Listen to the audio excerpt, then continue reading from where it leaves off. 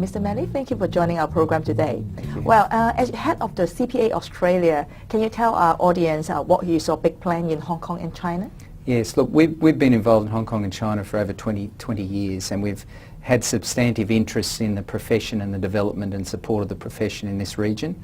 So we see that as a key part of our global strategy, and we've enjoyed for a long time working locally with professionals and looking at this stage at having 11,000 members currently in the region, and that's obviously growing, and also encouraging investment between the countries and ways in which we can do that.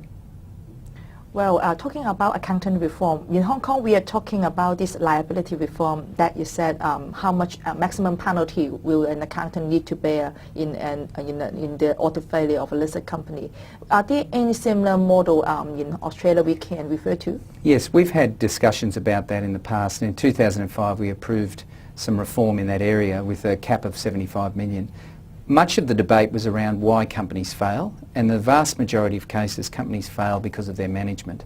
And quite often there are stakeholder groups and professional groups in and around that company that have not contributed to the failure at all, but somehow are involved in the analysis of it. So we believe that there needs to be a cap, because in most cases they're not central reasons for the company failure. So we're certainly comfortable for that to be something to consider as part of Hong Kong's analysis of other models around the world. Well, on another accounting reform, we are talking about these mark-to-market rules. Some people criticize that this mark-to-market rule actually deepened the financial crisis. Do you agree? Not at all. At CPA Australia we've been very strong about that mark-to-market's the appropriate approach. And during the crisis I made several public statements about the fact that the people who were concerned about mark-to-market in the global crisis were not making the same level of concern when market asset values were inflated. So you can't select an accounting system that suits you when the market's strong and then change it when the market's not. So we believe in the substance of the valuation of mark-to-market, and when there is no market and there's no real ability to value an asset, then we need to tell the market that that's the case.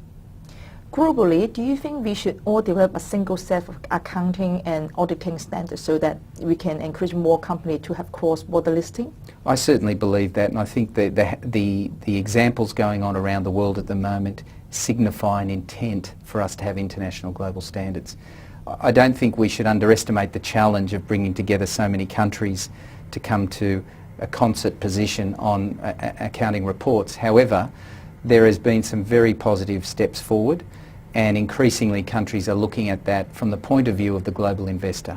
So as the future unfolds, every global investor should be able to compare a set of accounts from wherever the country is based and be able to make a fair comparison with other investment opportunities in other parts of the world. I think Australia and Hong Kong are the two major markets still not yet have quarterly reporting, because our companies still only need to report their results every 6 months. Do you agree with quarter reporting?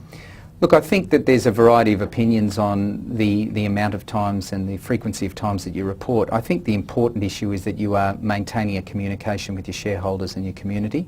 So what you'll find is in both markets and in other markets in the world, there are other ways that companies communicate their activities. And I think you've got to balance what is too much information for shareholders and what's reasonable. I think the substance of the information, the clarity of the communication, and perhaps maintaining some newsletter approach to what's going on in the organisation is probably a healthy balance. The actual frequency, I then think, subject to each market and what seems to suit it. Well, that's very useful indeed. Thank you very much for joining our program today. Thank you very much, Enon.